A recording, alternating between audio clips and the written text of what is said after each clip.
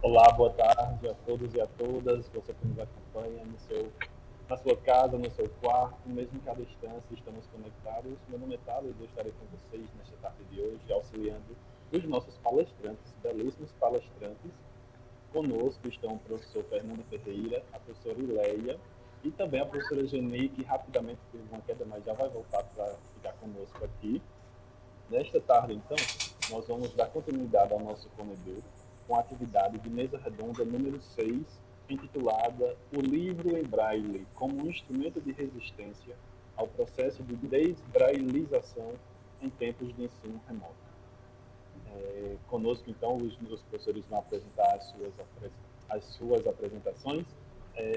Com o início, então, das nossas atividades, quero convidar o professor Fernando aqui conosco.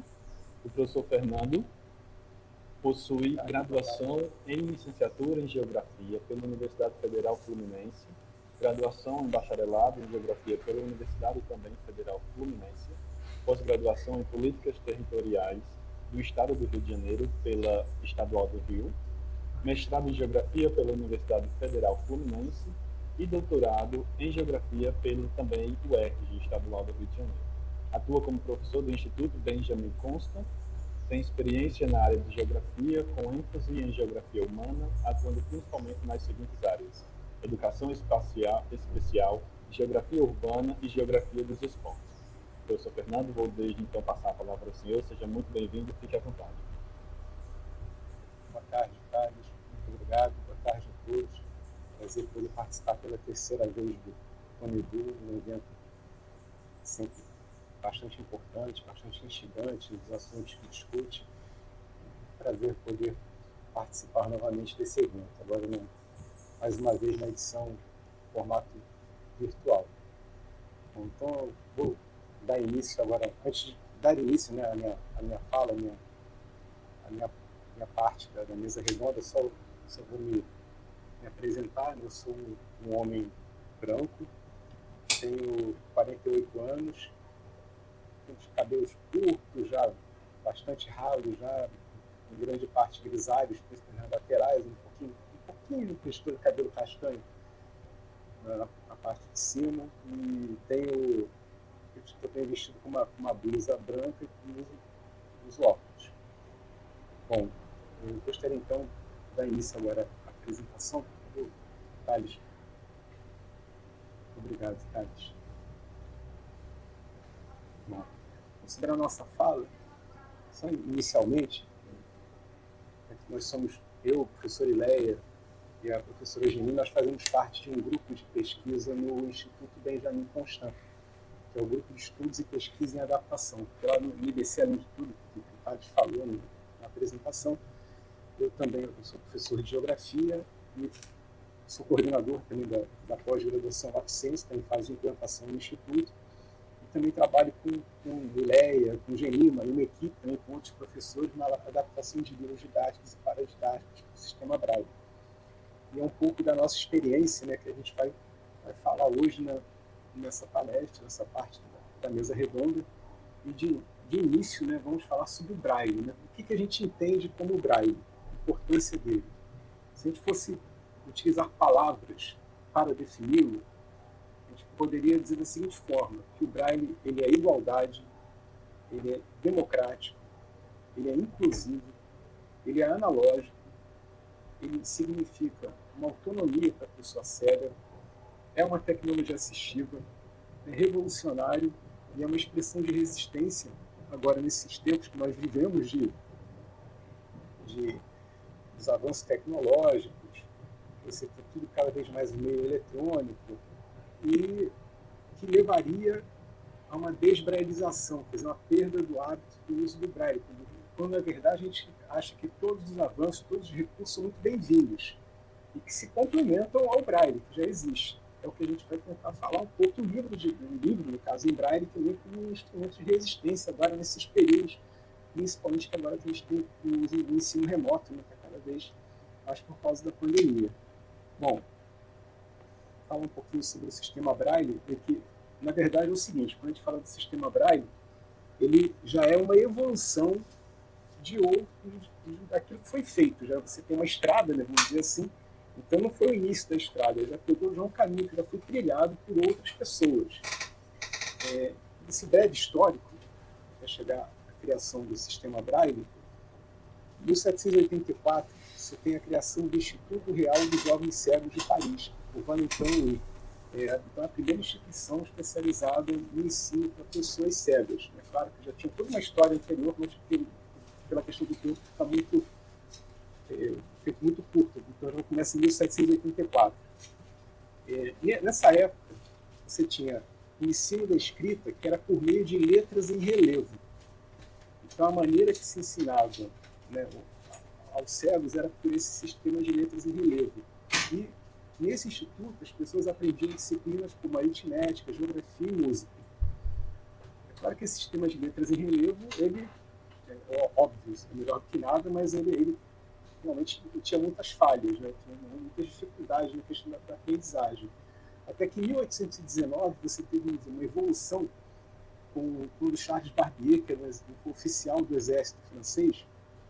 Ele apresentou ao diretor desse instituto um código de escrita que ele criou para ser usado à noite nos campos de batalha, né? Ele era um oficial do exército francês, e que nesse código que ele criou era para que as mensagens trocadas pelas tropas, não, ao serem interceptadas pelo exército inimigo, caso fossem, não fossem decifradas por eles. Então, que eles pudessem, por meio desse código, né, que você poderia também você passar essa mensagem e você numa batalha noturna, por exemplo, sem qualquer luz natural, você pudesse identificá-lo, você pudesse decifrá-lo sem atrair a atenção do inimigo, ou sem que ele pudesse descobrir do que se tratava. Esse sistema, esse código, chamado de código Barbier, ou escrita noturna, também de sonografia Barbier. E no Instituto Real dos Jovens Cegos de Paris, ele substituiu aquele modelo por meio de letras em relevo, certo? Então, ele era expresso por pontos salientes que representavam os 36 sons básicos da língua francesa. Até que em 1825, o Louis Braille, que era um aluno desse instituto, você pode ver pela data de nascimento dele, um menino de 16 anos, né? Ele que ficou cego, se não me engano, aos 3 anos de idade, né?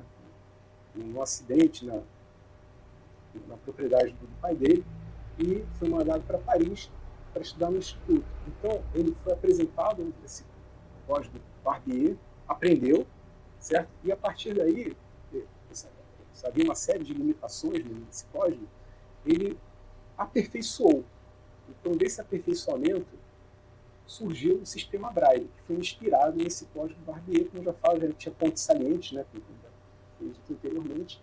Então, a partir daí, já um garoto, um adolescente de 16 anos, ele cria um novo sistema, o sistema Braille, e que ele passa, logo após, a ser adotado também no próprio Instituto e se torna a grande revolução, né, o grande marco, a grande revolução do ensino para pessoas com deficiência visual e da aprendizagem também para essas pessoas cegas, no caso. Em 1829, ele edita a primeira versão do processo para escrever as palavras, a música e o canto, por meio de pontos para os dos cegos, que foi o próprio Louis Braille quem editou. Em 1837, ele edita a versão final dessa obra, em que a proposta dela apresenta as letras do alfabeto, sinais de pontuação, sinais aritméticos e de álgebra elementar. Então ele era muito mais completo do que o código Barbier, muito mais.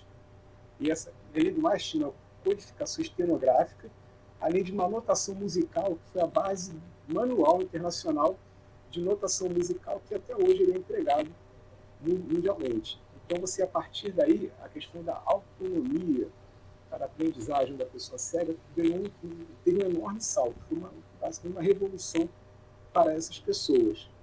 O que seria o sistema Braille? Ele utiliza uma célula composta de 6 pontos em relevo que permitem 63 combinações diferentes. não sei se, assim, se todos estão familiarizados, né? Eu vou só avançar aqui um pouquinho. Você tem aqui uma célula Braille, né? Que são 6 pontos, que seriam 2 colunas. A coluna da esquerda, numerando de cima para baixo, seriam os pontos 1, 2 e 3.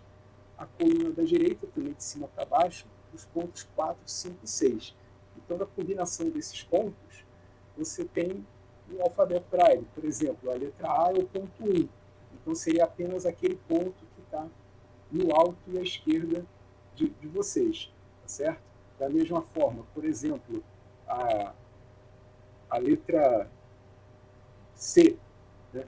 Seria o ponto 1 e o ponto 4. Então, da esquerda, do alto da esquerda e da direita. E assim, sucessivamente, não tem uma ordem de 1, 2, 1, 2, 3, mas é diferente, mas você tem esses pontos que você, então, a partir dessa combinação, você consegue decifrar essas letras e fazer uma leitura com uma pessoa que leia, no caso, com os olhos, o vidente, né? A pessoa que enxerga ler com os olhos, um livro em tinta, a pessoa com a ponta dos dedos vai conseguir ler o livro em braille.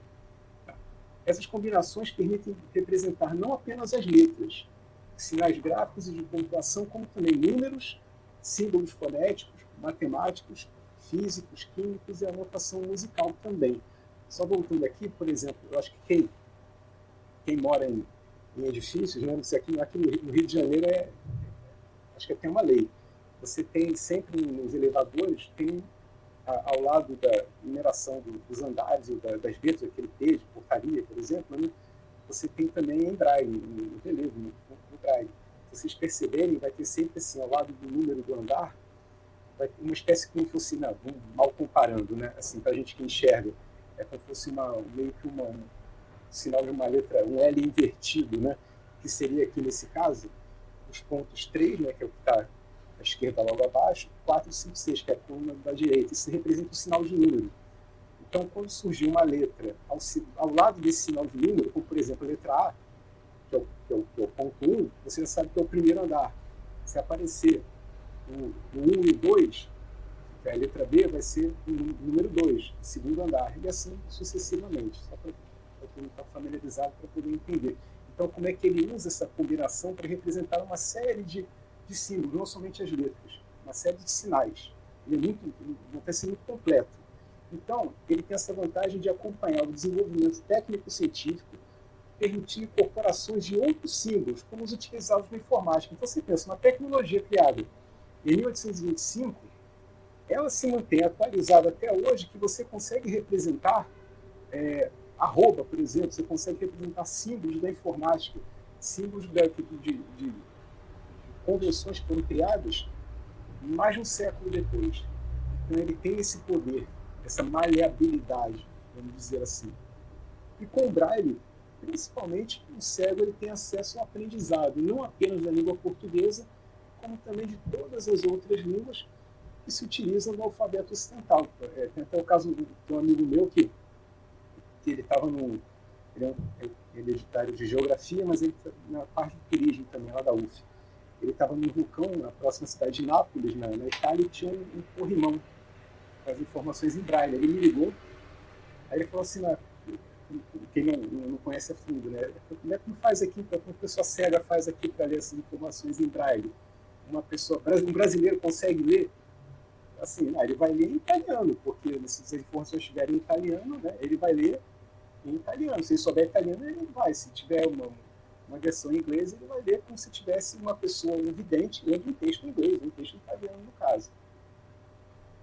Então, aqui a gente tem a sede uma foto da sede do Instituto Benjamin Constant, localizado no bairro da Urca, onde eu, Geni e Léa trabalhamos, desenvolvemos as nossas atividades. Um prédio histórico da cidade do Rio de Janeiro, para quem conhece, que é na mesma avenida, que você chega no final dela, vai até o Pão de Açúcar, no bairro da Urca. E para falar rapidamente com vocês sobre a questão da história também do IBC. O IBC, o atual IBC, né, ele foi fundado dia 17 de setembro de 1854, com a denominação de Imperial Instituto dos Meninos Cegos. E ele foi idealizado por José Álvaro de Azevedo. Você pode ver pela idade também, ele nasceu em 1834. Ele morreu também em 1854, morreu aos 20 anos, e foi aluno do Imperial Instituto dos Meninos Cegos de Paris. Ele era filho de uma família rica da cidade do Rio de Janeiro, uma família influente, poderosa, foi enviado para estudar em Paris, nesse Instituto dos Meninos Cegos, aprendeu o Braille, teve conhecimento do Braille, lembrando, o Braille inventado alguns anos antes por um garoto de 16 anos. Então, um menino, um adolescente, chega, né, vai a Paris, aprende o Braille, chega ao Brasil, e quando chega ao Brasil, ele entra em contato, ele passa a ser professor da Amélia Sigot. Quem era Amélia Sigot? Era filha de Xavier Sigot, médico de Dom Pedro II. Ela era cega. E o Xavier Sigot, ao perceber a evolução que a filha teve a partir das aulas com o Álvares de Azevedo, que era um adolescente naquela época, quando ele volta de Paris, impressionado, ele consegue uma audiência com o imperador, Dom Pedro II. E eles começam a conversar. Então, você pensa, o imperador conversar com uma pessoa cega sobre vários assuntos. Acho que ele é uma pessoa com cultura geral muito grande, né? Então, ele ficou impressionado. Estamos falando do século XIX, né? Na metade do século XIX. Se hoje, no século XXI, muita gente acaba se impressionando com o conhecimento das pessoas cegas, então, em meados do século XIX. Dom Pedro II encanta essa ideia de trazer um instituto para o Rio de Janeiro, para o Brasil, né, nos moldes do Instituto de Paris, e ordena a instalação do Instituto Benjamin Constant. Álvares de Azevedo seria o seu primeiro diretor. Infelizmente, ele faleceu, se não me engano, 6 meses antes da inauguração do IBC. Então, assim, de 19 para 20 anos de idade, muito jovem ainda, certo? Você tem uma ideia de como o Brasil estávamos assim, na vanguarda nesse período? No mesmo ano de 1854, o Instituto dos Jovens Cegos de Paris publicou a primeira obra em língua estrangeira, ou seja, sem ser em língua francesa. Foi um livro de leitura em português, custeado por recursos pessoais do imperador Dom Pedro II. Então, o Braille, claro, as primeiras obras em língua francesa, a língua do Louis Braille, porém, a segunda língua, o segundo idioma a ter uma obra editada em Braille foi o português, graças ao apoio do Dom Pedro II. Em 1857, é inaugurada uma primeira tipografia dentro do Instituto, né, na época do Imperial Instituto dos Meninos Cegos, né, do atual IBC, quer dizer, 164 anos atrás, se eu fiz a conta corretamente. Em 1863, editado em Braille, a História Cronológica do Imperial Instituto dos Meninos Cegos, em 3 volumes. Foi a primeira obra publicada pela tipografia do Instituto, a que se seguiu a Constituição Política do Império do Brasil, editada em volume único no ano de 1865. A gente dá um salto para 1889, com a proclamação da República. O IBC, o atual IBC, né, teve a denominação alterada para Instituto dos Meninos Cegos. Claro, agora era uma república, né? E no ano seguinte virou Instituto Nacional dos Cegos. Em 1891, quer dizer, ele teve 3 nomes em 3 anos, 3 alterações. Ele recebeu a denominação atual, em homenagem a Benjamin Constant Botelho de Magalhães, que ele foi o terceiro diretor da instituição durante 20 anos, de 1869 até 1889, com a proclamação da República, foi diretor do Instituto. Era uma figura bastante importante, tanto no período imperial também quanto nos primeiros anos da República. Esse é o ano que marca a sua morte. Então, muito provavelmente, devido a toda a comoção gerada pela morte de uma pessoa de tamanha importância e com uma ligação tão forte junto ao Instituto, ele acabou sendo homenageado com o seu nome para o Instituto Benjamin Constant. Sei lá, cá para nós, assim, na minha opinião, eu acho que o nome mais justo seria Instituto Álvares de Azevedo, por ser idealizador, por ser uma pessoa cega, mas é uma questão mesmo, né, uma questão deles. Mas acho que, por justiça, acho que quem deveria fornecer o nome seria o Álvares de Azevedo, mas deixa para lá. De 39 a 44 foi editado, foi transcrito, na verdade, e lançado o Pequeno Dicionário da Língua Portuguesa. Ele foi transcrito para o Braille, e a edição em Braille teve 64 volumes, que é uma obra de fôlego muito grande. Quem que já trabalhou com o Braille sabe que os textos em tinta, né, quando passados para o Braille, ficam muito maiores. O tamanho é muito maior. Você ocupa muito mais espaço, vamos dizer assim. Tá? Graças ao trabalho voluntário da senhora Júlia Pedro de Amorim e de 3 colaboradores. Damos um salto até 42, que é uma data importantíssima para nós, que é lançada a RBC, Revista Brasileira para Cegos, a primeira do gênero no Brasil. Essa revista circula até hoje, completa 80 anos no ano que vem. E ela tem uma circulação por todo o Brasil, e também tem assinantes na América Latina, na Europa e na África. É um grande orgulho do IBC a edição dessa revista. Você tem quantas revistas duram 80 anos? Sabe? Continuam sendo editadas após 80 anos. São pouquíssimas. Se tem alguma, deve ser pouquíssimas. Certo? Em 49, uma data importante também, porque uma portaria do Ministério da Educação e Saúde, do ministro Clemente Mariani, falava da distribuição gratuita pelo IBC de livros em braille e de outros materiais especializados para o ensino de cegos. Até hoje o IBC ele fornece materiais para as instituições públicas e filantrópicas que desejarem entrar em contato com o Instituto. A gente tem uma série de materiais adaptados, de materiais produzidos que auxiliam no ensino de pessoas cegas. Isso aí é distribuído para o Brasil inteiro, claro. Tem que ter todo um trâmite para isso, certo? E esse trâmite ele vai sendo seguido. A instituição, a escola pública, a instituição filantrópica acaba recebendo esse material do IBC. Apenas como curiosidade, em 1953, Helen Keller, né, que muita gente conhece, uma surdo-cega estadunidense, muito conhecida, muito famosa, a história de vida dela, ela ficou surdo-cega, se não me engano, com 3 anos, 2, 3 anos, bem pequenininha ainda, né? Dizem que ela teve meningite, então ela ficou sem escutar, sem falar, e ainda não, sem enxergar, sem escutar, e não tinha aprendido a falar ainda. E naquela época, assim, a família considerava ela assim, uma pessoa completamente não chegaria a lugar nenhum, uma pessoa que teria que ser cuidada a vida inteira. Até que uma pessoa, uma professora, se não me engano, acho que era Anne Sullivan, se não me engano, ela acredita, ela acaba educando a Ellen, desenvolve toda uma técnica para educá-la, e ela começa a estudar, ela se forma, ela se torna uma pessoa mundialmente conhecida e viajou o mundo proferindo palestras. Em 1953, ela esteve aqui no Brasil, e um dos locais onde ela proferiu essas palestras, essas entrevistas, foi o auditório do IBC, do Instituto Benjamin Constant. E se não me engano, até a Eleia tem até uma frase interessante da Helen Keller também, que fala da importância do Braille também para essas pessoas.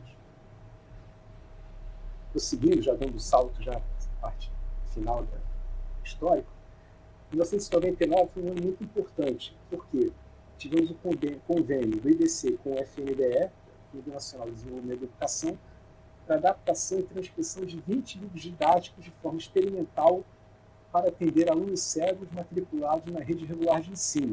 Eu vou falar um pouquinho mais sobre isso daqui a pouco, tá? Sobre essa questão do livro adaptado. No mesmo ano, formação da Comissão Brasileira do Braille e a elaboração da primeira versão das normas técnicas para a produção de textos em Braille. Vamos dizer que seria a Bíblia, né, de quem vai produzir textos em Braille, tem que seguir essas normas técnicas. E, se eu não me engano, em 2018, a data, péssimo para a data de estudo, mas foi lançada a versão mais atualizada dessas normas. Tivemos em 2000 a criação do Braille Fácil, já nessa virada, vamos dizer, do analógico para o digital, uma parceria do IBC, o Núcleo de Computação Eletrônica do UFRJ, um programa que você digita as letras no nosso alfabeto, né? E ele passa para o computador, né? Ele passa para o Braille. Você consegue inclusive,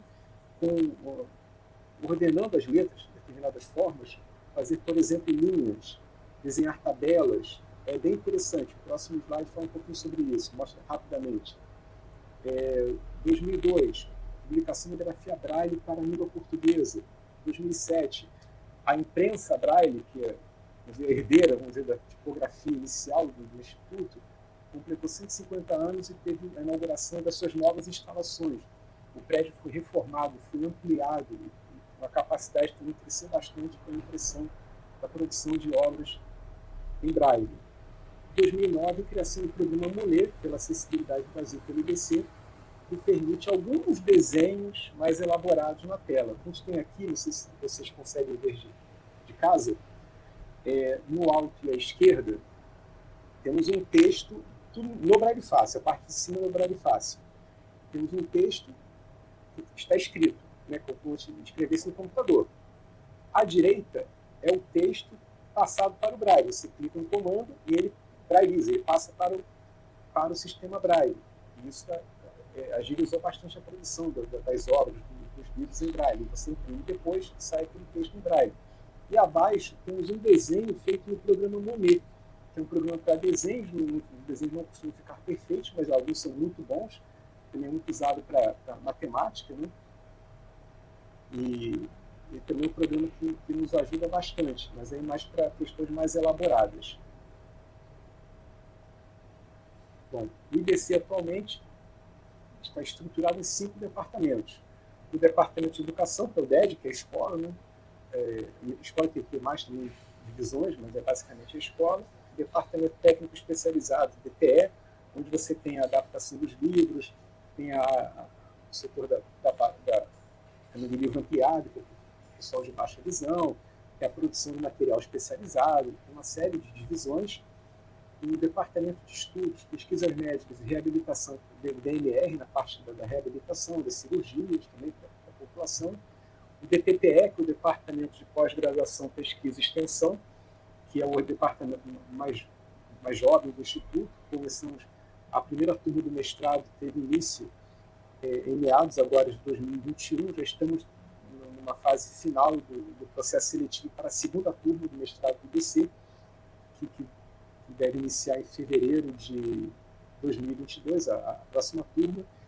Semana passada, recebemos do MEC a autorização para que o IBC também oferte cursos de pós-graduação lato sensu. É uma etapa vencida, né? Falta ainda o cadastro no sistema EMEC, e aí sim a gente pretende já a partir de agosto, tudo bem, né? A partir de agosto do ano que vem, ter já a primeira turma em funcionamento, que é o curso de Teorias e Métodos de Alfabetização para pessoas com deficiência visual. E também deve ter um curso de Geografia, que talvez fique para 2023, ou até de repente a gente consiga para agosto de 2022, certo? Bom, dentre as inúmeras missões do IBC, ele é um centro de referência nacional na área da deficiência visual, com destaque para 2 finalidades, dentre tantas, né, mas que tem mais a ver com a nossa fala, que constam no regimento interno. A primeira é desenvolver, produzir e distribuir material especializado, e depois produzir e distribuir impressos em Braille no formato para baixa visão. Aqui, essa parte da produção de livros em Braille no IBC tem mais a ver com o livro didático. O livro didático, gente, o livro comum, que não tem ilustrações, que só tem texto, ele é transcrito. Então você transcreve ele, passa para o Braille, certo? E não precisa ser adaptado. Você tem um esquema aqui que ele fala das nossas fases mais ligadas ao livro didático.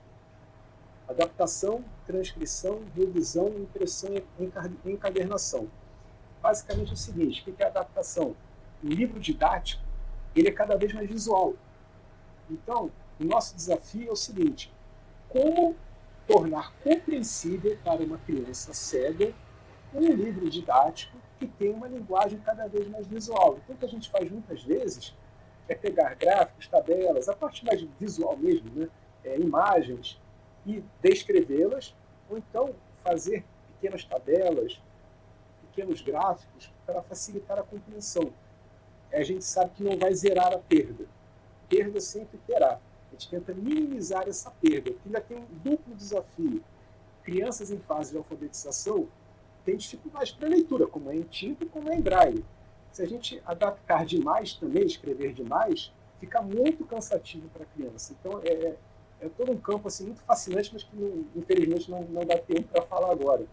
Mas é o que a gente faz lá no Instituto, que é uma área muito bacana, muito legal. Aqui são umas imagens, né, que é a parte da adaptação, né, o adaptador são professores da área. No caso, estamos aqui eu e Leia, numa foto de 2013, se não me engano. A gente recebe o livro, lê o livro e faz as adaptações. Nessa época ainda não era no computador. A imagem da esquerda estamos eu e Leia, a da direita já era feita a adaptação feita no computador. Antes era feita à mão, certo? Então, o livro que a gente adapta, ele segue para a transcrição. O transcritor é uma pessoa que enxerga e que recebe o nosso livro, passa, no caso, está passando para o Braille Fácil. Né? O programa do Braille Fácil, ele digita, né, como fosse no computador, dá o comando vai transforma para o Braille Fácil. O revisor, que trabalha em dupla com o transcritor, é uma pessoa cega. Apenas lembrando, para quem tem experiência no assunto, o IBC tem, vamos dizer, condições muito próximas do ideal. A gente sabe que fora do Instituto, a pessoa adapta, transcreve, não tem revisor, faz de tudo. Né? Joga nas 11, bate escanteio e corre para cabecear. Tem que fazer de tudo. Felizmente, a gente tem condições melhores, né? Apesar de poderem ser melhores ainda. Claro, sempre dá para melhorar, mas não dá para comparar com o que a gente conhece aqui da realidade de grande parte do país. Então, chega para o revisor, a pessoa cega, que faz a leitura, indica possíveis erros, que aí voltam para a adaptação, certo? Mas essa etapa terminada, segue para a impressão computadorizada. Temos aqui a ilha de impressão lá do IBC, até chegar à encadernação e, finalmente, ao produto final, que são os livros em Braille. Você vê que é um livro, esse livro de português do segundo ano e de matemática do nono ano. À esquerda, o livro de português do segundo ano e do fundamental, e à direita, o livro de matemática do nono ano.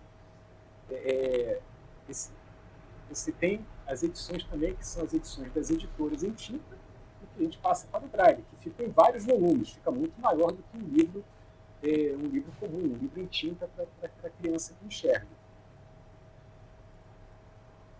Bom, e finalizando, já ultrapassei um pouquinho o tempo, peço desculpas para a Ileia e para a Geni, a gente pode dizer o seguinte, sobre o livro didático em especial, mas sobre o livro como um todo, né?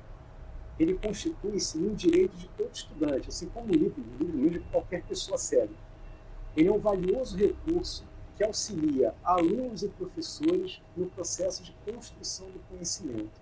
Então, o Braille, ele dá à pessoa cega uma autonomia, e imagine isso, no século XIX, a revolução que representou para a pessoa cega a criação do Braille pelo sistema Braille. O quanto que ele trouxe de ganhos para as pessoas cegas.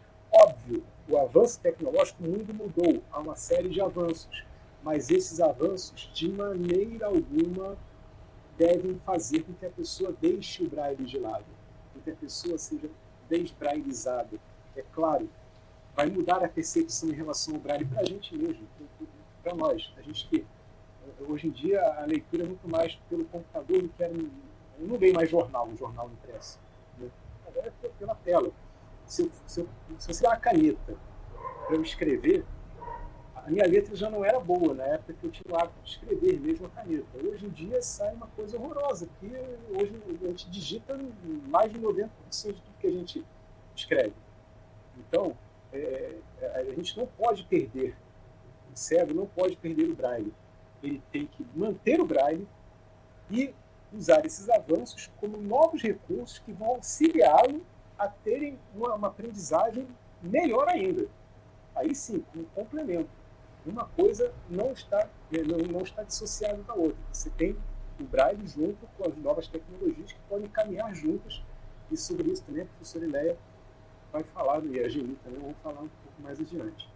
Aqui tem as nossas referências, né, da apresentação, e eu agradeço a todos e peço desculpas por ter passado do tempo. Ares?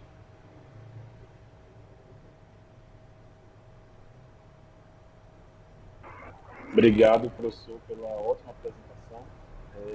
Olha que legal, viu? Esse retomado histórico, de fato, é muito bom. Vou convidar então a nossa próxima palestrante, professora Ileia. Professora, boa tarde, bem-vinda mais uma vez.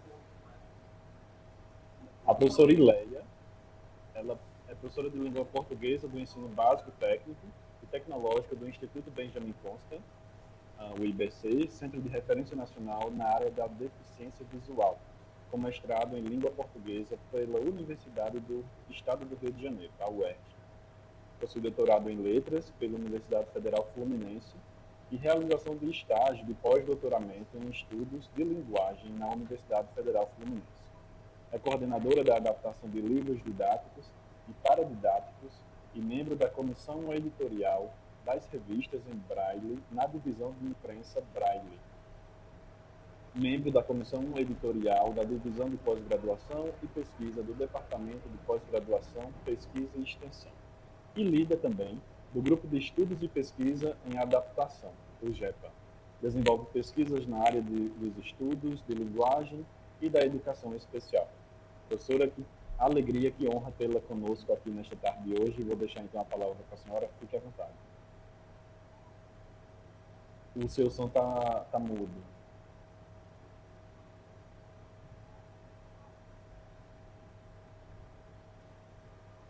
Agora sim, desculpa. Pode falar. Então, eu vou... A apresentação está passando?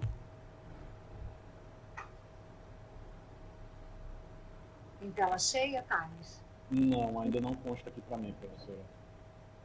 A senhora tem que voltar a compartilhar para poder abrir a... Voltar, não, tudo bem. Peraí, só um minuto. Tá ok.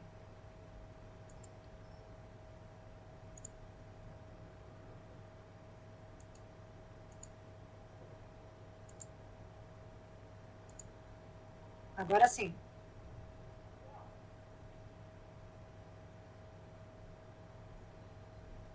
Pronto, certinho, pode continuar. Ok.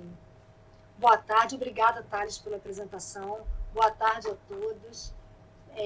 Agradeço principalmente aos participantes que estão aqui assistindo a nossa mesa, os meus colegas de mesa, o pessoal do Conedu, que está aí, toda essa equipe há 2 anos promovendo esse evento mesmo de maneira online, mas estamos juntos aqui, é uma alegria participar novamente. O ano passado também foi de forma remota, o ano retrasado a gente ainda tinha sido presencial. E antes de começar, eu vou me audiodescrever, ok? Eu sou uma mulher branca de 56 anos, tenho os cabelos curtos, grisalhos, estou usando óculos vermelhos, brincos prateados, um cachecol, uma pashmina, né? Não é um cachecol porque está calor hoje aqui no Rio de Janeiro. Marrom, colorido, assim, mas tom sobre tom marrom, vestido azul.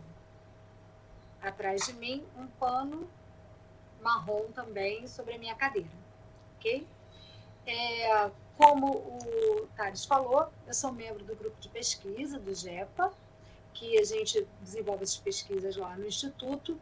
Além disso, eu também faço parte da comissão das revistas, a Pontinhos e a RDC, que o professor Fernando falou agora há pouco, né? Que vai fazer 80 anos, que é nosso instrumento de resistência. 80 anos, uma impressão de uma revista em Braille é extremamente importante, né?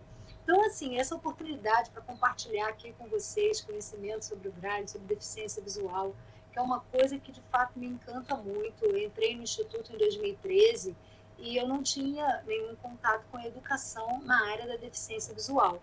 Mas, a partir do momento que você está imersa naquela cultura, você precisa estudar mais, pelo menos deve, né? Deve ter essa vontade de estudar mais, de saber mais. E aí eu fui buscar alguns estudos para poder até aprimorar a qualidade da aula que eu estava dando, já que para mim era um universo completamente novo, né?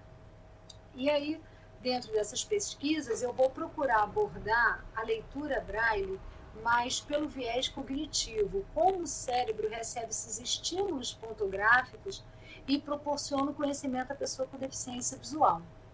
Então, vamos ver como é que é esse universo da cognição, porque a defesa do Braille, a gente sabe o quanto ela é importante para que a pessoa possa ter acesso ao conhecimento, a normas gramaticais, Mas como isso age no nosso cérebro? Eu acho que quando a gente conhece isso, fica mais evidente, mais óbvia a nossa defesa para que o Braille permaneça como sistema de escrita da pessoa cega. Então, eu começo com a tal frase da Helen Keller que o Fernando falou, que eu ia trazer para a gente, que são os pontos Braille, são sementes de luz levadas ao cérebro pelos dedos para a germinação do saber. Helen Keller surdo-cega, ela ficou surdo-cega após a meningite, quer dizer, deduz-se que seja meningite pela descrição que a gente tem dos relatos. Ela tinha 18 meses, 1 ano e meio, quando ficou nessa condição. E aí ela não tinha aprendido ainda a ler, obviamente, né? nem escrever, mas também não falava ainda. A única palavra que ela falava era a palavra água. Então, quando a Anne Sullivan, que foi a professora escolhida para poder ficar com ela e a acompanhar, foi a palavra que fez a conexão de a conexão do que era colocado, os símbolos que eram feitos na mão dela com o objeto que eles apresentavam para ela, para que ela sentisse no corpo. Então, quando foi feita essa ligação, todos os pontos se acenderam no cérebro dela. E daí ela pôde fazer a conexão com o universo que ela tocava com o corpo, porque o cego, no corpo da pessoa cega, o corpo inteiro é um órgão de ver. Não só as pontas dos dedos para poder fazer a leitura tátil, mas o corpo como um todo.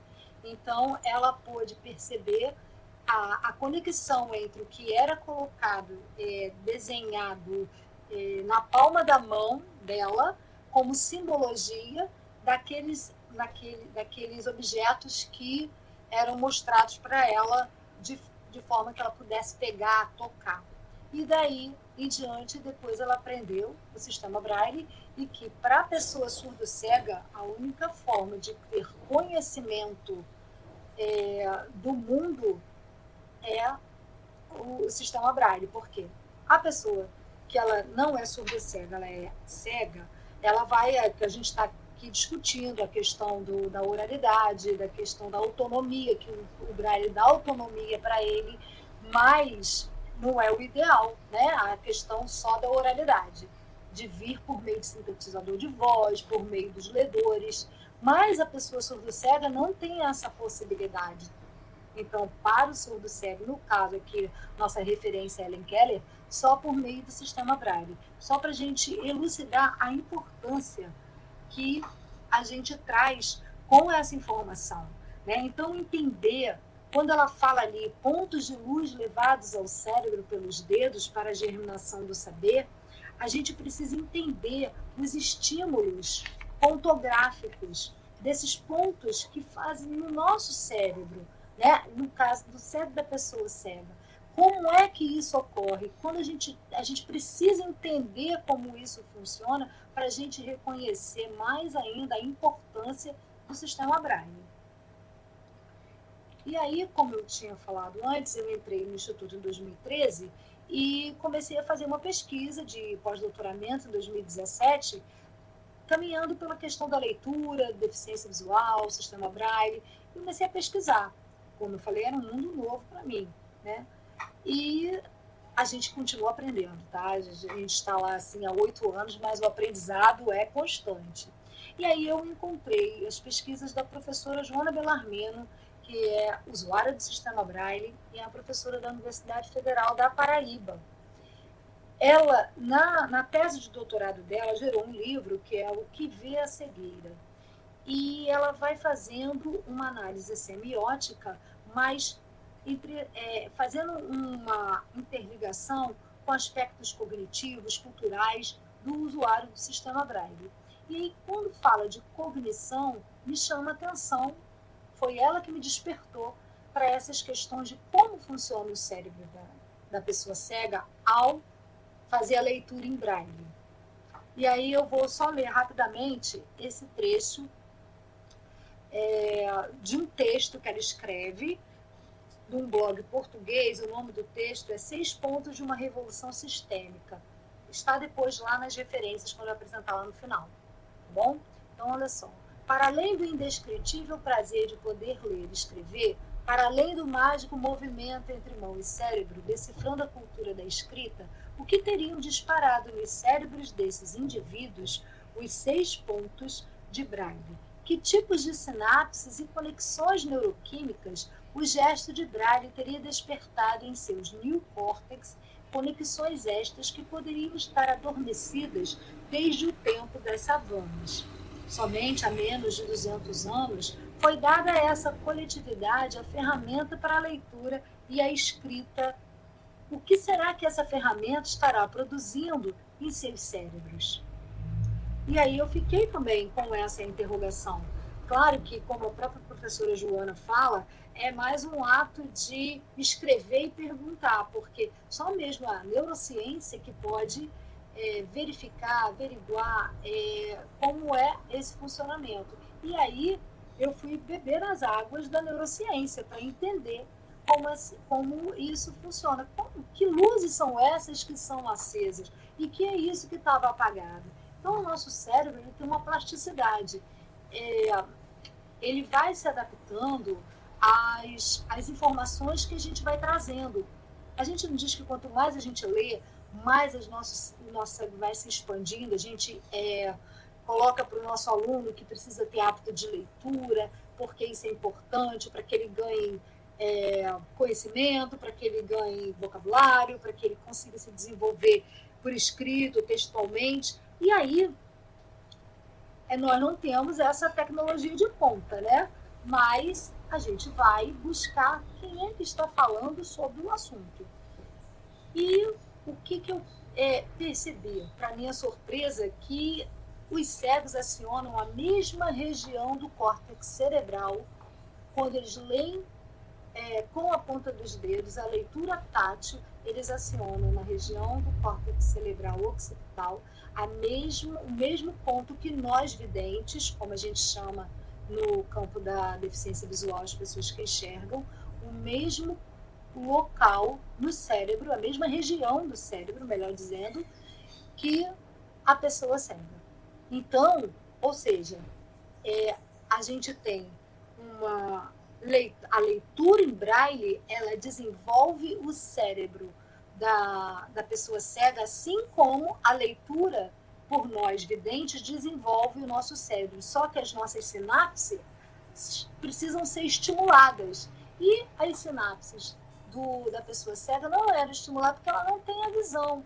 E ela vai adquirir a visão a partir do momento, essa visão tátil, a partir do momento que ela vai ler com a ponta dos dedos. E aí eu encontrei o cientista Stanislas Dehaene, que é um neurocientista francês, que ele diz isso. Os cegos que aprendem a ler em braille, uma atividade tátil, ativam a mesma região cerebral da leitura.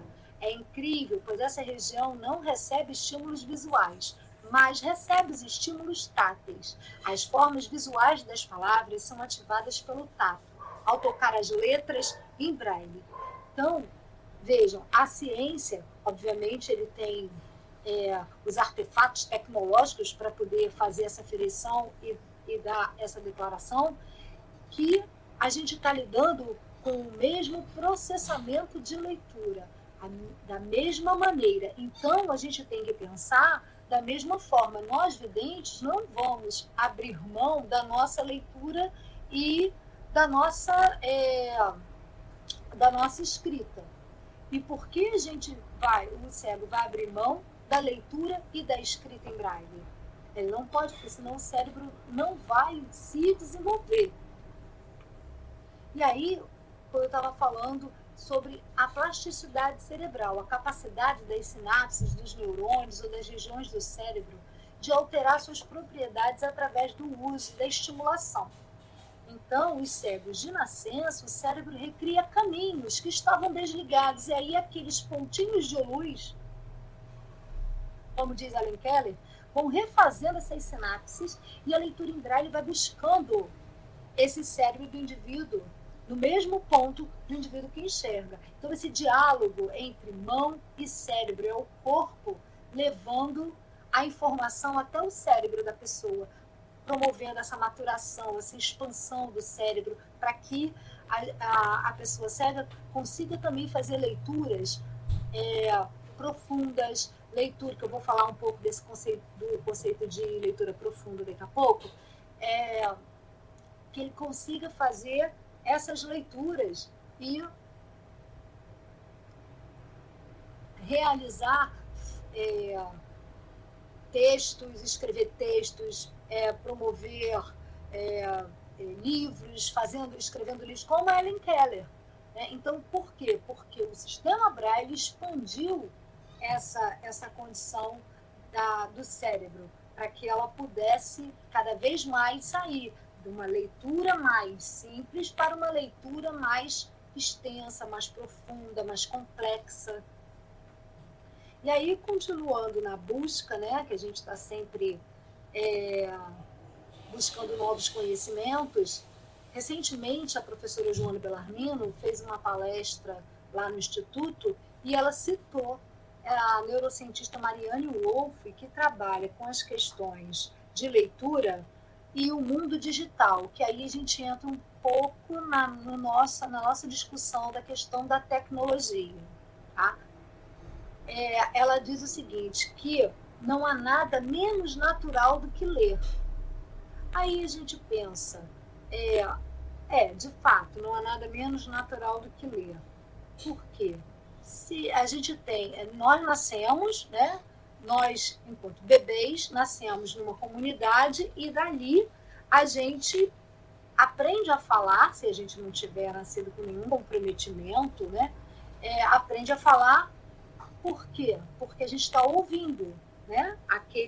Aquela comunidade. Não tem uma programação genética para a gente aprender a ler. Ler precisa ser ensinado. E isso foi ensinado a partir da criação do sistema alfabético. Então, ler é um conjunto adquirido de habilidades que literalmente muda o nosso cérebro.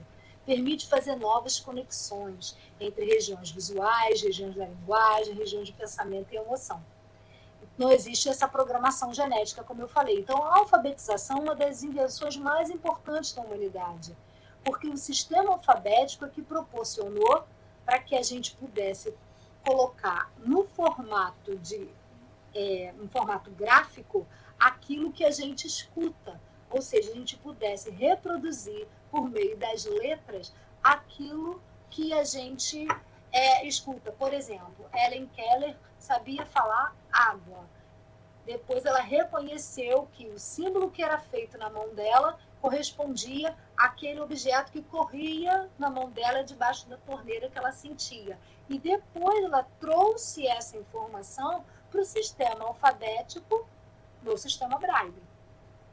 Então, e cada pessoa aprende a ler, tem que criar um novo circuito no seu cérebro. Cada um de nós, subjetivamente falando, somos pessoas, somos indivíduos com individualidades, com especificidades. E dentro da especificidade de cada um, nós temos a nossa maneira de adquirir essas habilidades de leitura. E aí eu trago para vocês o alfabeto Braille. O alfabeto Braille fica muito claro que vale a gente falar aqui uma coisa, fazer um parênteses. Muita gente confunde o sistema Braille como uma língua. O sistema Braille não é uma língua, ele é uma correspondência entre o alfabeto que nós usamos e o alfabeto Braille. Então, eu tenho letra A, o ponto 1, letra B, o ponto 1 e 2, letra C, o ponto 1 e 4, e por aí daí em diante. Repara que as letras acentuadas estão com uma codificação diferente. Repara que tem apóstrofo, sinal de maiúscula, sinal de grifo, caixa alta. Aí eu lanço a pergunta, como a pessoa cega, né, vai conseguir escrever se ela não tiver lido com as pontas dos seus dedos toda essa simbologia? Ouvindo, ela vai ser apenas um mero ouvinte e ela não vai ter a noção de como se escrevem as palavras. Ou seja, e aí ela também não vai ter como escrever e nem se desenvolver e nem registrar as suas memórias, nem registrar questões dentro dos livros didáticos, dentro de uma sala de aula, enfim. Vai impedir, se ela não tiver essa codificação, ela não tem como interagir e ter acesso ao conhecimento.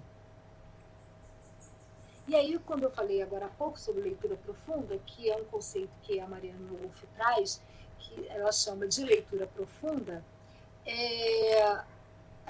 o momento em que a gente se depara sobre o texto, né?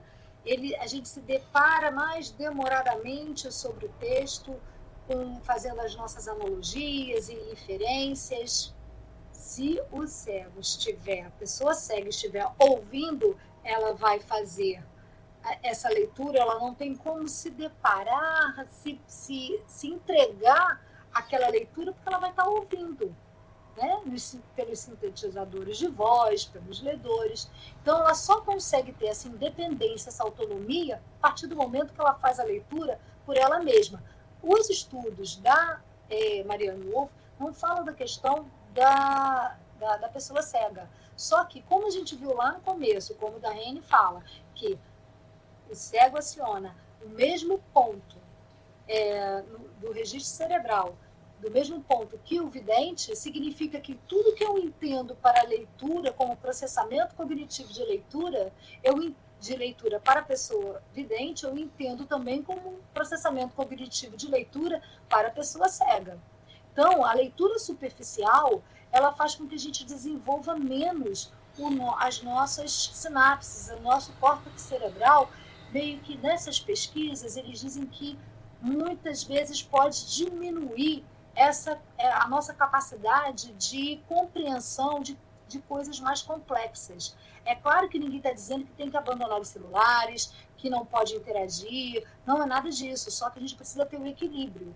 E no caso da pessoa cega, a gente precisa ter o cuidado de perceber que em tempos de ensino remoto, a gente precisa priorizar o ensino pelo viés do texto impresso em braille, porque ela vai ter acesso a um Google Meet, ela vai ter acesso a um texto de forma oral, ela vai ouvir o que o professor está falando numa sala de Google Meet, do Google Classroom, seja lá como for, mas se ela não tiver acesso, permanecer com o acesso ao sistema braille, ela vai, aos poucos, além de esquecer a pontografia pela falta de uso, ela vai minimizar, ela vai começar a reduzir essas ações no cérebro, esse desenvolvimento cerebral.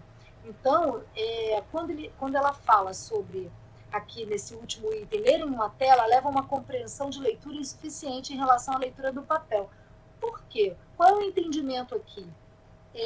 Claro que muitas vezes na tela você faz leituras de teses, de dissertações, sem o menor problema. Só que você está nesse propósito. Agora, o que eles questionam é o seguinte: quando você entra no mundo virtual, você abre uma porção de abas. Abre aqui, abre ali, aí faz uma leitura, daqui a pouco ela te leva para um outro lugar, ela vai te jogando para diversos campos. Na leitura no papel, ele é mais estático. E aí você se aprofunda mais, nem que seja para você se aprofundar ali, até fazer o seu pensamento crítico, mas você está lendo de uma maneira mais objetiva, né? Dentro do seu domínio ali da leitura, e você pode se aprofundar mais. Imagina a pessoa cega que, sem o sistema Braille, se ela quiser voltar na página anterior, como é que ela volta e pede para o ledor repetir? Ela já perde autonomia aí. Ela pega e volta no sintetizador de voz, ela também vai ter um pouco mais de dificuldade para achar aquele ponto. Ao passo que, se ela estiver fazendo a leitura pelo texto no sistema Braille, ela pode voltar por ela mesma ao ponto que ela deseja. Então, a quantidade de tempo gasto na leitura de textos longos está diminuindo por isso, por esse processamento rápido que a gente faz na digitalização. E a gente faz tudo uma leitura muito por alto. E lembrando que o cérebro é um circuito plástico, essa plasticidade, tanto ela pode evoluir como involuir. Vai depender de quê? Dos estímulos que a pessoa receber. E isso tanto para videntes quanto para a pessoa cega. E aí, buscando ampliar também a nossa discussão aqui, eu trouxe uma fala da professora Roxane Rojo, que é a professora da área da linguística, em que ela diz, foi uma live que eu assisti, também está nas referências, estamos vivenciando o deslocamento do impresso para o digital. Fato, isso é uma constatação, estamos. E aí a gente precisa entender como a gente vai agir, né, diante disso. Durante a pandemia, a gente teve um avanço muito grande. Eu acredito que uns 10 anos a gente antecipou dessas mudanças tecnológicas, dessa migração da leitura pelos artefatos tecnológicos que já vinha se acentuando, mas com a pandemia nós trouxemos todo esse avanço tecnológico. É ruim? Claro que não. A gente precisa entender que, vou fazer um parênteses aqui, falando um pouco da minha realidade lá no Instituto. Eu amo trabalhar com tecnologia, inclusive com os nossos alunos lá, porque eles interagem nas redes sociais, tudo isso. A gente só não pode. O que a gente está defendendo aqui é que o livro em braille, o livro didático, ele precisa continuar permanecendo como instrumento realmente de resistência, para que o sistema braille permaneça e ele possa equilibradamente tanto usar a parte tecnológica quanto não perder a questão do braille. E aí eu mesma desenvolvi com eles um trabalho sobre podcast. Mas o podcast para o cego é tranquilo, porque ele vai ouvir, é acessível. Não, eu estou desenvolvendo com eles um trabalho em que ele é ator da construção daquele conhecimento. Ele não vai só ouvir, ele vai entender o podcast como um gênero textual, ele vai entender o podcast como um recurso que ele pode se colocar ali também. Ele faz toda aquela parte ele entende que tem uma apresentação, tem a apresentação do convidado, tem o texto que você vai entrevistar ali o convidado, e também não são só entrevistas não, tem outras modalidades que a gente tem apresentado. O nome do podcast é Conexão Jovem IBC, tá no Spotify, podem seguir lá também. E tem o CTA, que é o Call to Action, aquela frase no final, sigam nossas redes sociais e tal. Então eles entenderam isso. Ótimo, evolução tecnológica, eles estão participando. Mas isso não quer dizer que eu não vou trabalhar com texto em braille. Eu preciso trabalhar com texto em braille. Então, como é que o cego lê no mundo digital? Ele não lê, ele ouve. Ele deixa de ser um leitor e passa a ser um ouvinte. E isso é o que a gente está discutindo aqui e mostrando a importância da leitura em braille. Cognitivamente falando, eu acho muito importante a gente olhar por esse viés para entender o quão prejudicial é se a pessoa cega não continuar fazendo as suas leituras no sistema braille. E aí eles recebem, né, esse novo impacto de modernidade. Por que novo? Porque o braille, lá no século XIX, foi uma tremenda modernidade, foi uma tecnologia, abriu um mundo para as pessoas cegas, né? Abriu o universo para eles. Então, hoje eles estão diante das tecnologias digitais de informação e comunicação que eles socializam nas redes sociais, tem novas formas de metodologia, como eu falei agora, sobre a questão do podcast, mas a leitura em braille é o que proporciona autonomia na construção do conhecimento. É por meio do braille que a pessoa cega adquire domínio de regras gramaticais, desenvolve habilidade na produção escrita. Lembra do alfabeto que eu mostrei agora há pouco, as simbologias para as letras, para as letras maiúsculas, para apóstrofo, para números. Então, ele organiza ideias e também pode conquistar mais oportunidades até no mercado de trabalho. Imagina se ele tem que escrever uma redação e ele não tem o domínio completo do sistema braille, ele vai escrever um texto com muitos erros se ele não dominar a leitura em braille. Então, para isso também, para tudo, para a vida, o sistema braille é importante. E aí, eu trouxe uma imagem da linha braille. Eu chamo braille de analógico. Né? Ele é uma interface analógica, mas isso não é pejorativo. Eu entendo como analógico, a nossa vida é analógica. Nós somos analógicos, eu sou analógico, eu preciso de um papel, de uma agenda. Né? Então, não é uma coisa pejorativa ser analógico, é porque ele é o diferente do digital. Agora, eu posso juntar as duas coisas? A interface analógica com a interface digital? Posso. Surge a linha braille. Por quê? Quando o Fernando mostrou para vocês o volume que formam os livros em braille, é claro que é impossível você carregar todos aqueles volumes para eu vou ler um livro que tem 2 volumes. Eu vou ficar carregando ele para ler na viagem? Eu até faço isso se eu não tiver uma outra opção. Qual seria outra opção? Então, a tecnologia evolui e é fantástico. E evoluiu para a linha braille. Tudo que está no computador, ele vai ler naquele instrumento ali, naquela régua preta, ali embaixo. Esse é um vídeo de 1 minuto, eu vou tocar aqui para vocês.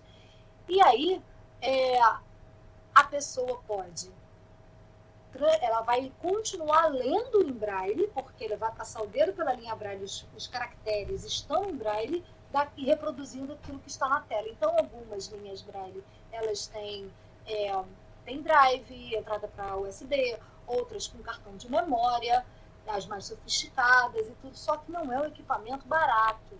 É um equipamento mais barato aí no mercado, se eu não me engano, é R$12 mil, R$14 mil.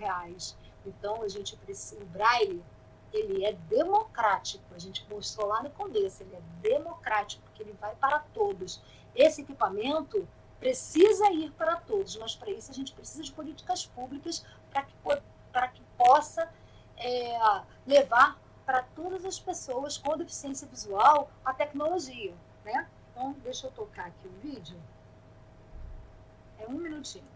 Nesse nosso teste, nós vamos chamar o programa NVDA, porque ele pode dar uma série de recursos de exibição que os programas não têm. Então, vou chamar o NVDA, vou configurar o NVDA aqui, pedir que você focalize aqui a linha braille. Olha só, olha a linha braille, já tem algumas coisas escritas aqui, ó. Tem escrito aqui, ó, um sinal de maiúscula, um C, um A, N, T, A, Cantásia. Então tem aqui, corrupção, China incentiva a delação. Dá uma olhada aqui no braille, não sei se você consegue ver aqui, C-O-R-R-U-P,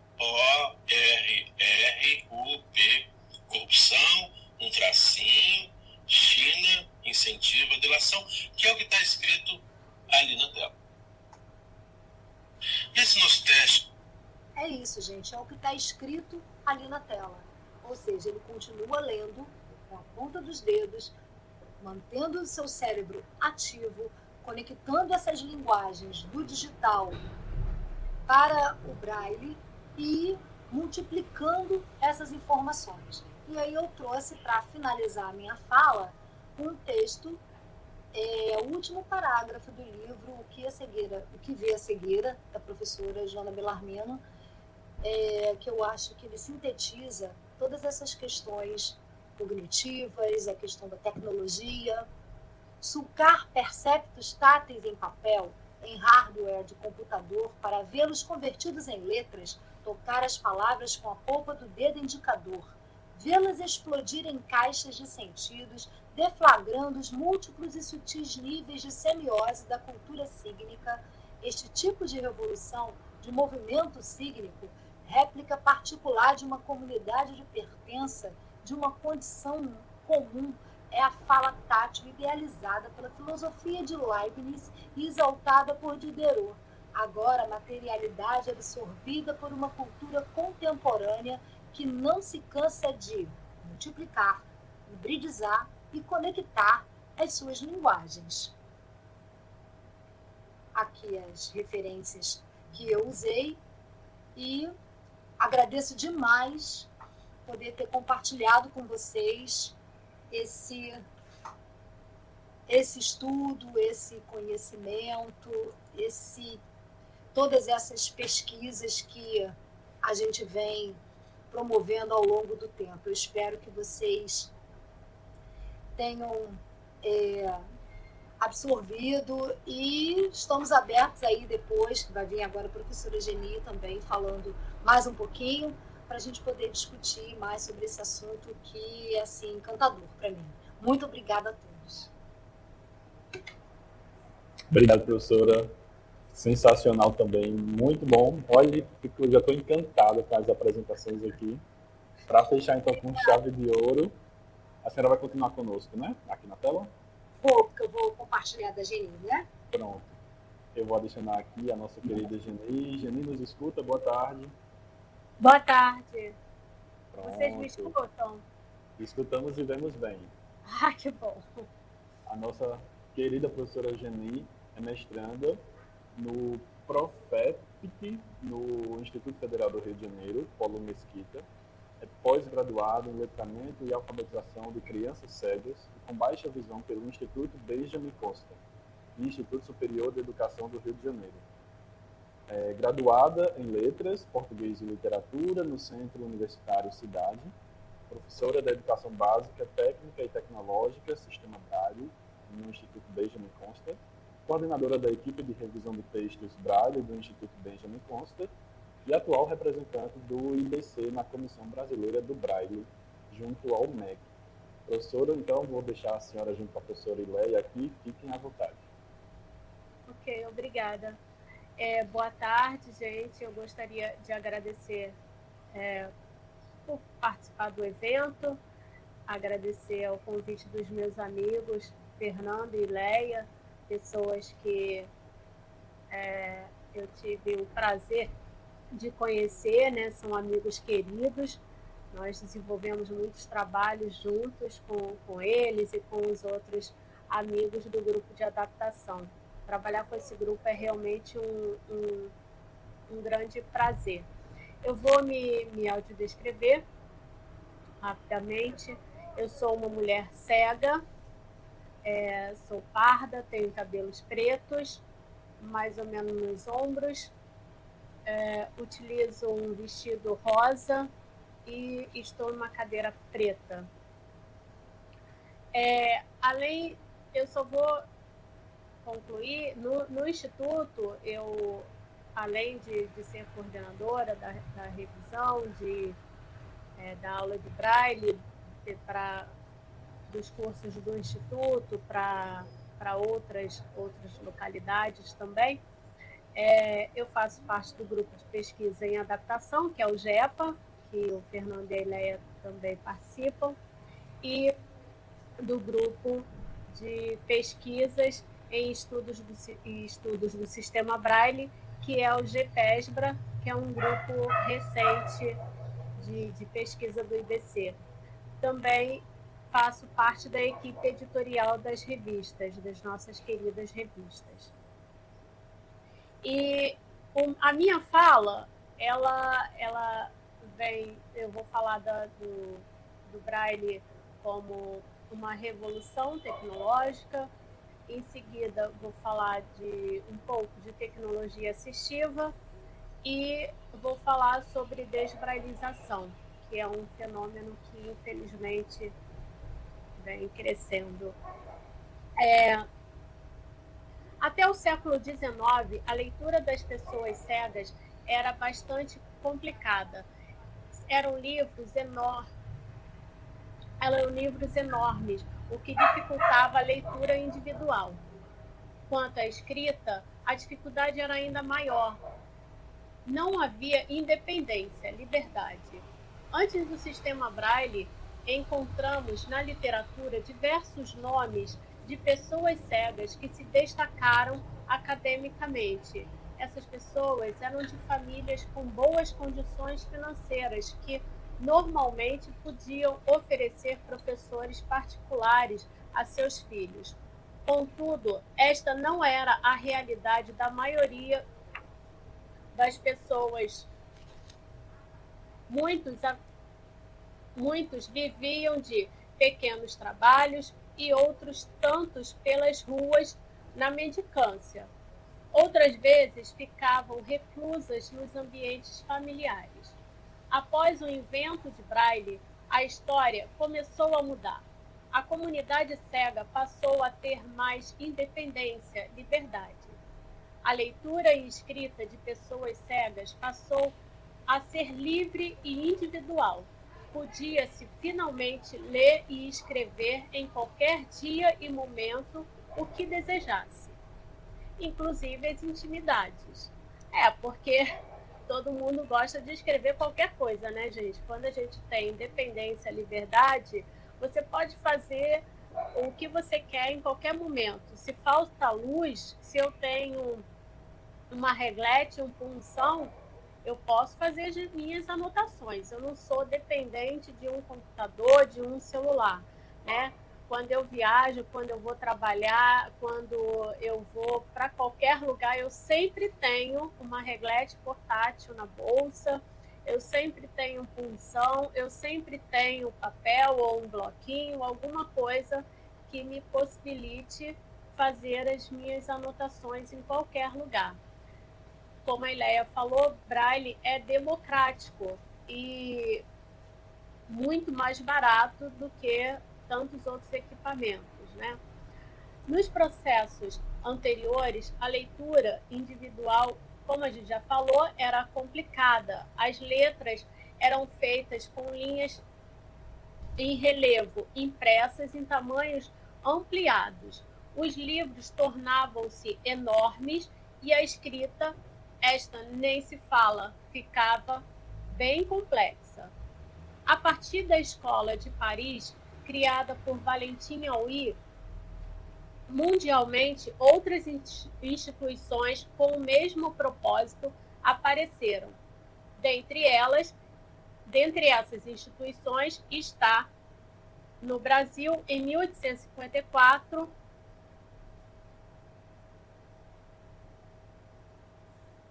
a instituição denominada Imperial Instituto dos Meninos Cegos, hoje Instituto Benjamin Constant, que foi idealizada pelos esforços do jovem cego José Álvares de Azevedo. Do Instituto Brasileiro saíram vários cegos que tinham suas origens em outros estados. Com isso, levaram independência e inovação aos cegos de praticamente todo o território nacional. O que isso significa? Significa que, a partir da instituição brasileira, com toda a independência que o sistema Braille e que a escolarização trouxe a essas pessoas, o sistema Braille e a formação de outras pessoas no Brasil inteiro iniciou, porque essas pessoas cegas que saíam do Instituto levavam para suas comunidades tudo que aprendiam aqui no Rio. O sistema Braille foi criado por um cego, foi criado pensando na leitura e escrita e no desenvolvimento da comunidade de cegos de todo o mundo. Tinha de ser realizada por seus reais usuários. O sistema Braille, ele tem características próprias e talvez uma pessoa vidente, como a gente chama as pessoas que enxergam, talvez uma pessoa vidente não conseguisse compreender todas as necessidades que a leitura tátil precisa, né? Situação que uma pessoa cega consegue identificar e conseguiu compreender e passar para o método toda essa proposta. Diante disso, podemos afirmar que o sistema Braille foi uma revolução tecnológica do século XIX. Mudou radicalmente a vida das pessoas cegas em todo o planeta. Com o acesso independente a informações e conteúdos diversos, passaram a lutar para conquistar seus espaços na sociedade. Nesses quase 200 anos de Braille, muito se fez. enfrentamos constantemente grandes obstáculos. Ora vencemos, ora não conseguimos e temos que lutar um pouco mais. Às vezes, muito mais. Hoje, apesar de todos os entraves, estamos em todos os ambientes da sociedade. Braille não é uma linguagem, como muitos acreditam. É um código de leitura e escrita tátil-sinestésico, onde, pela polpa dos dedos, nós cegos percebemos o universo o universo da leitura. De acordo com Joana Bellarmino, né, ela diz que o sistema Braille, por ser um código, faz parte da evolução da escrita convencional e, por isso, deveria fazer parte dos estudos históricos da escrita mundial. Sim, porque o sistema Braille, ele é um código. No sistema Braille, nós temos praticamente todos os símbolos que a escrita comum tem. Alguns ainda precisam se desenvolver, mas nós temos símbolos para trabalhar praticamente em todas as áreas. Nós temos símbolos para matemática, para música, para química, para informática, para a língua portuguesa, para outros idiomas, diversos idiomas, né? Nós temos para alemão, para inglês, para francês, para o espanhol. E o sistema Braille, ele é escrito de acordo com a língua do país. É um sistema, é um código universal e ele tem características de acordo com a região onde ele está. Nós, no Brasil, da língua portuguesa e os outros países de língua portuguesa, temos a nossa grafia Braille da língua portuguesa. O inglês tem a grafia Braille específica do inglês. Para as pessoas cegas, o contato com o sistema Braille deve ocorrer desde a mais tenra idade. Esse contato inicia com pequenos movimentos. É necessário que a pessoa tenha o Braille como processo natural e importante em seu desempenho diário. Livros Braille devem estar sempre ao alcance das nossas mãos. Como já foi dito, só o Braille nos permite contato verdadeiro com letras, sílabas, palavras, frases, acentuações, pontuações, poemas, formatos textuais.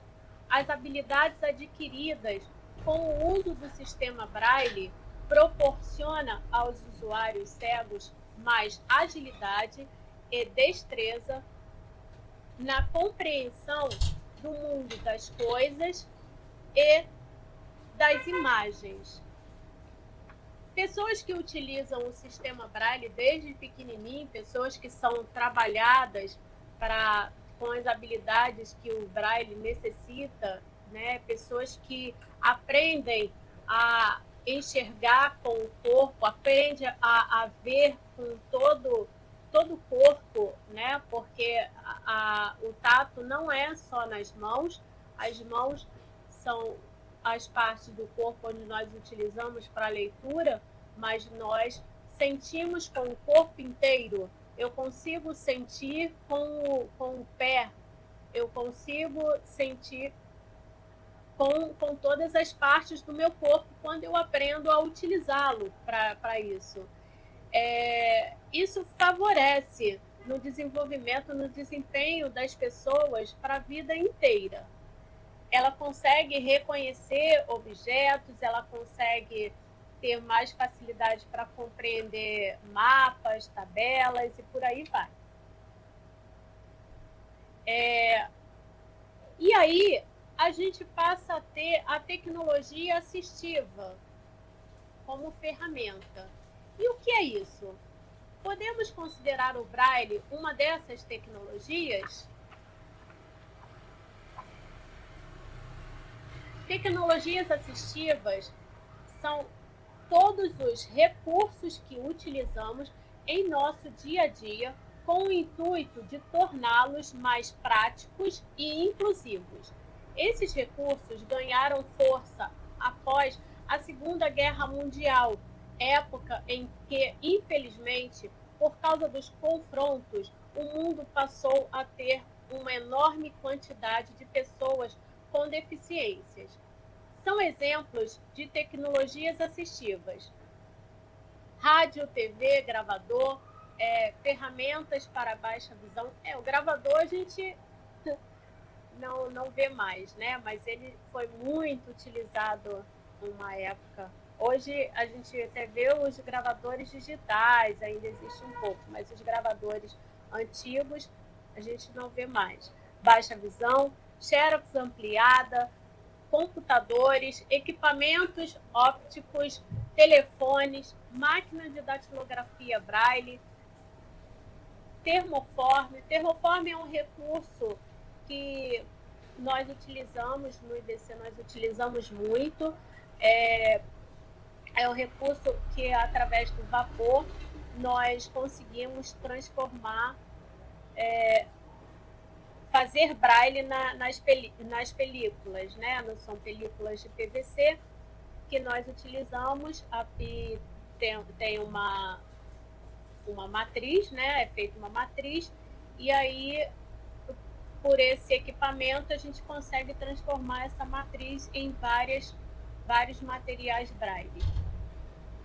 Impressoras braille, relógios braille e falantes, termômetro, né? Hoje em dia nós temos vários modelos de termômetros que as pessoas cegas utilizam.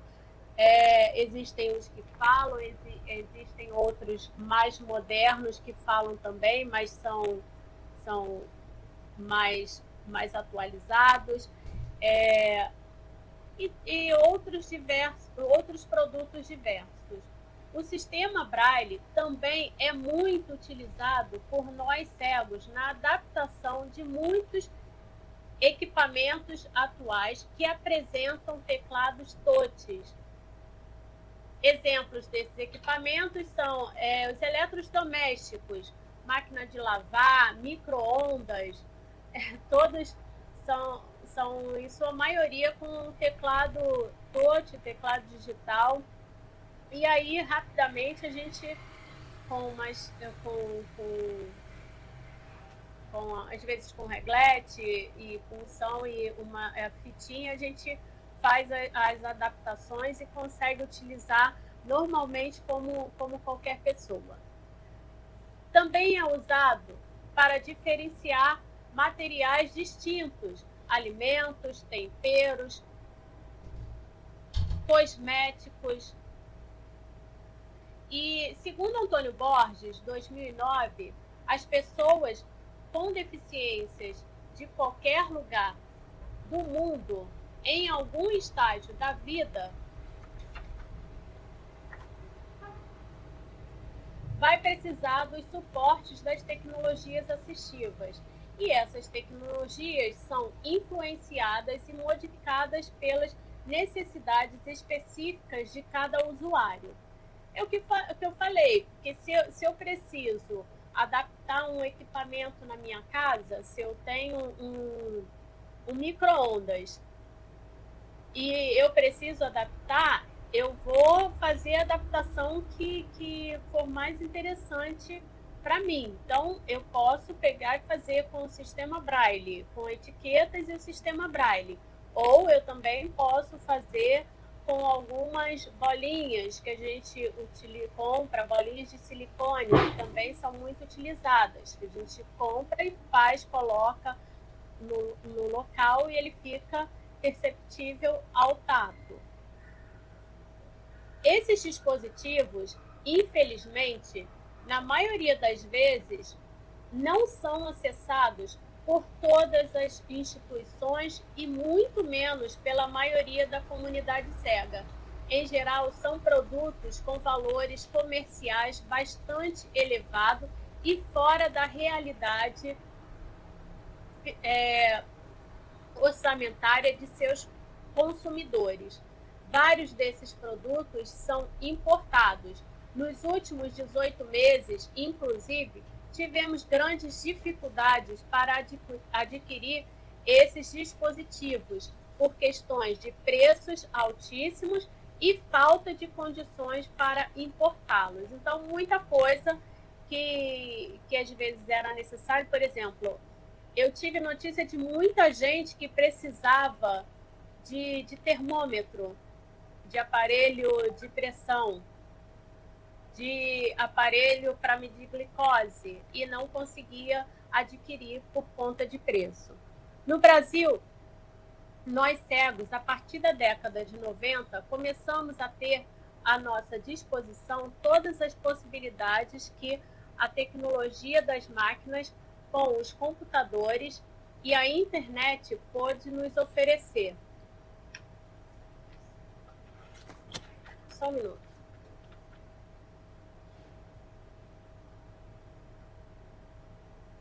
Passamos a ter acesso imediato a toda a gama de informações e conteúdos. Esse processo teve início com o programa 2Vox, criado pelo professor José Antônio Borges, Núcleo de Computação Eletrônica da UFRJ, a partir das necessidades apresentadas por seu aluno cego, Marcelo Pimentel. Em seguida, passamos a ter contato com vários programas acessíveis, nacionais e importados. Hoje, nossos dias estão repletos desses dispositivos. Programas e aplicativos acessíveis estão cada vez mais presentes em nossas histórias, ampliando e auxiliando nossos conhecimentos e inclusão. Utilizamos celulares e computadores da mesma maneira que as pessoas que enxergam. Vários colegas cegos mundialmente destacam-se nas áreas da computação. As tecnologias transformaram e certamente vão continuar transformando todos os caminhos da humanidade. Não há retorno. Contudo, é preciso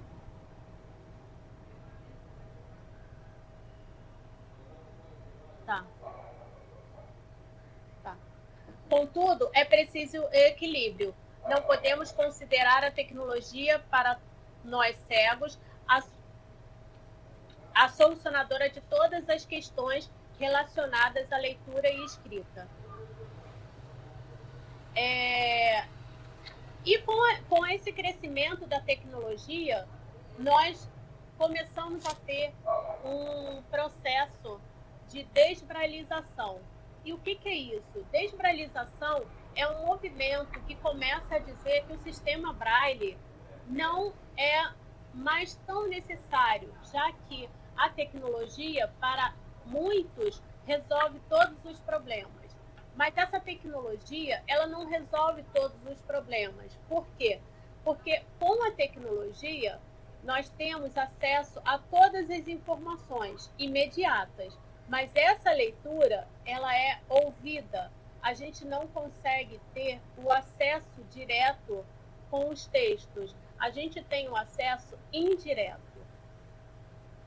Por isso, nós entendemos que Braille e tecnologia precisam caminhar juntos. Não dá para a gente dizer que só a tecnologia vai solucionar todas as questões.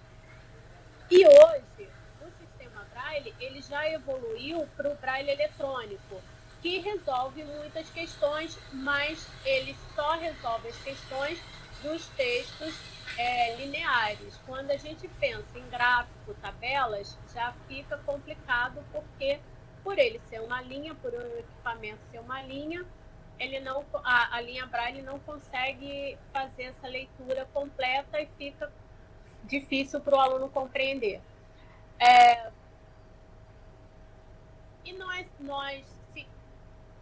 Por isso tudo, durante a pandemia, nós tentamos inserir no atendimento dos nossos alunos o sistema Braille, porque ele precisava ter o contato com a leitura e escrita para não esquecer, para não fugir da sua realidade, para não deixar de ter contato com o sistema Braille e também ter acesso à leitura.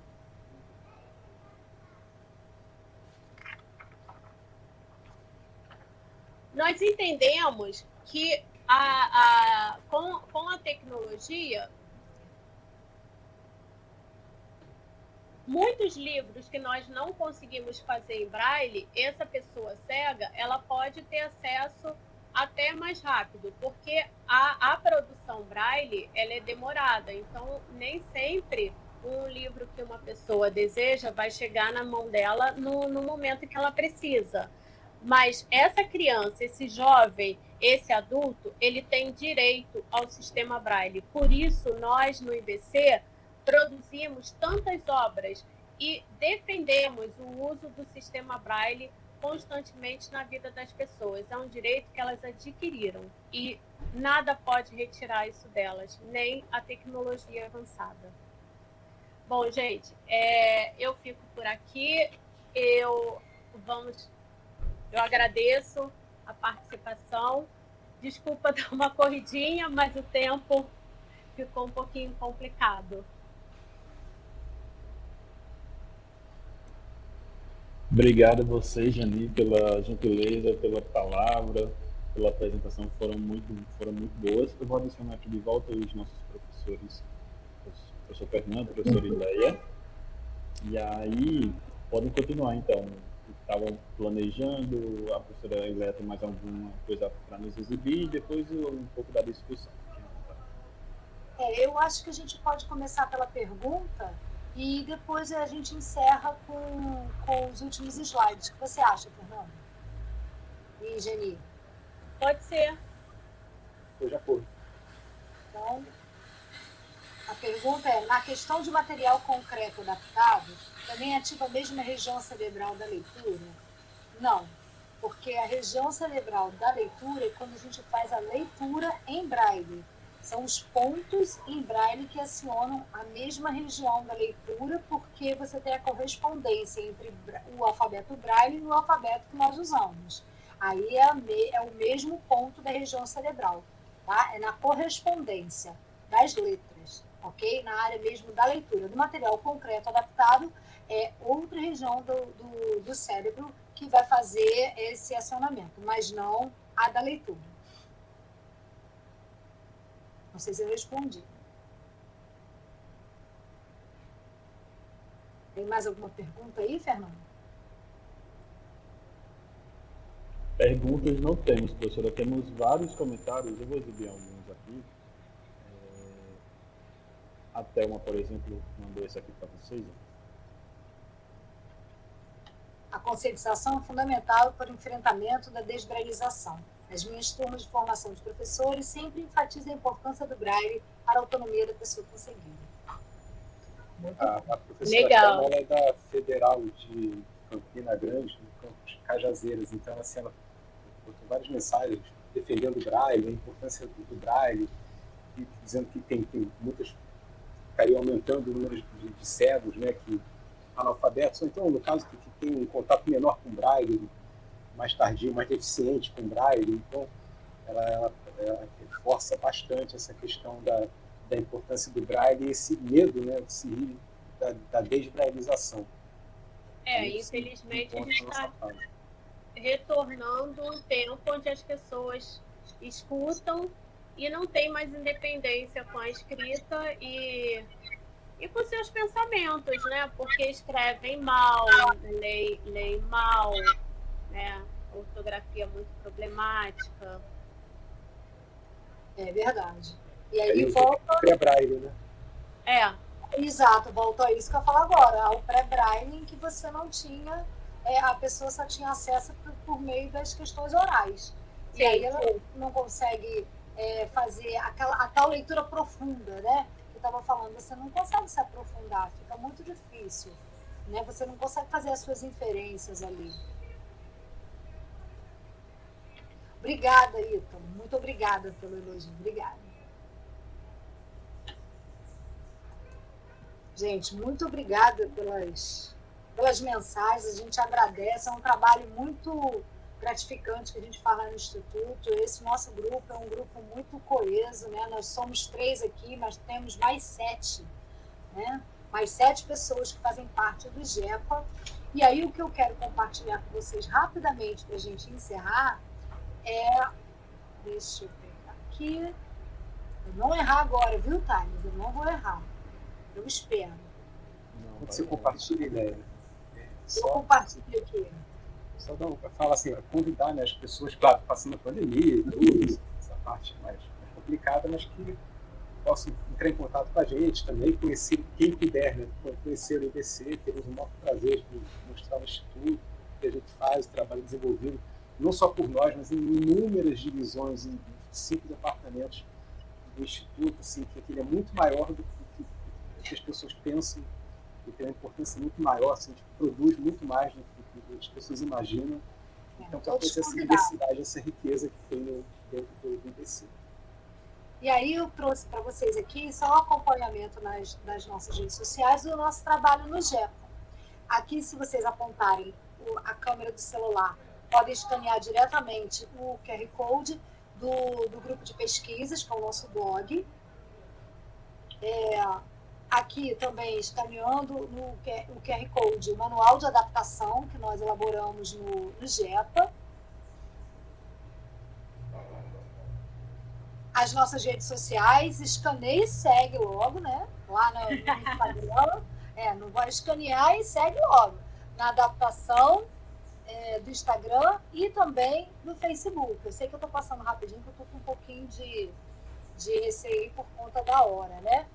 E os nossos contatos. Estamos assim à disposição de vocês para qualquer informação, ou para qualquer parceria, ou para qualquer visita, né? É muito importante a gente estar compartilhando esse conhecimento aí com todo mundo, e eu espero que a gente tenha conseguido levar um pouco do nosso fazer lá no Instituto Benjamin Constant.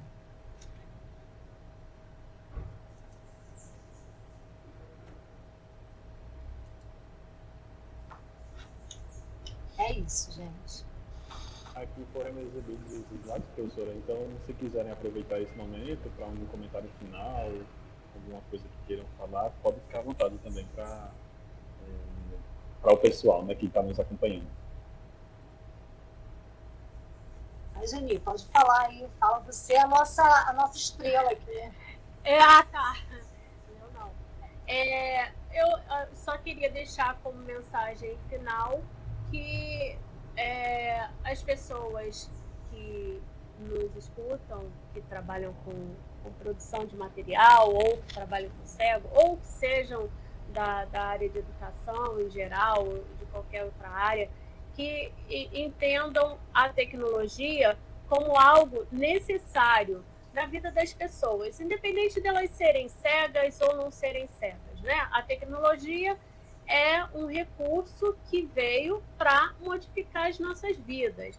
E com o processo da pandemia, ela acelerou, né? Quantos de nós teve que aprender tantas coisas durante esse período, né?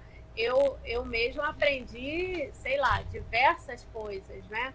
Porque tinha que fazer trabalho, tinha que trabalhar e tinha que aprender, não tinha jeito, não dava mais para fugir da tecnologia, como talvez eu tenha fugido a vida inteira, porque na realidade eu fugi a vida inteira.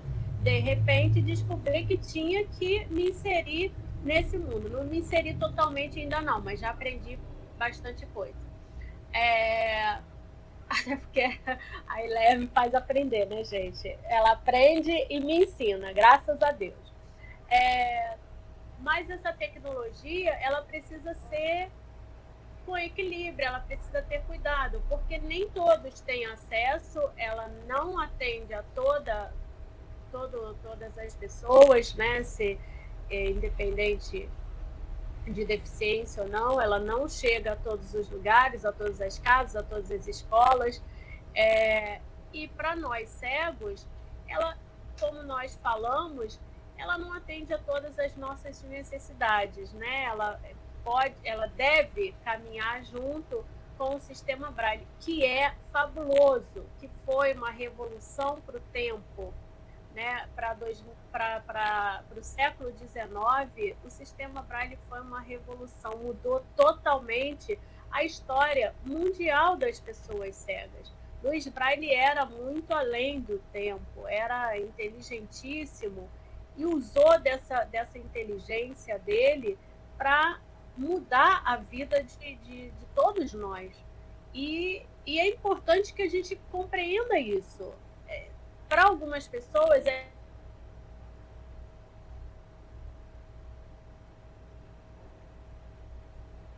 O sinal da Geni está perdido ali. Enquanto isso, enquanto ela retoma, eu queria agradecer a todos, mas principalmente as minhas duas orientandas que estão aqui assistindo, a Alessandra e a Paula Márcia. Estão aqui, a Paula não está conseguindo fazer comentários aqui no chat, mas está conseguindo por meio da Alessandra, porque as duas são amigas lá no mestrado, então ela está conseguindo interagir. Então, um beijo para vocês duas por estarem aqui nos prestigiando também. E lembrando que Paula Márcia, na verdade, ela é minha orientando agora, mas ela foi minha mentora e do Fernando quando a gente entrou lá no Instituto. Ela que ensinou o pouco que a gente sabe de adaptação, foi ela que ensinou para a gente. Então, eu quero agradecer a todos que estão aqui. Obrigada pelos comentários, por estar aqui ouvindo a gente, mas especialmente para a Alessandra e para a Paula, porque são as minhas meninas lá do mestrado. Também gostaria de agradecer pela oportunidade.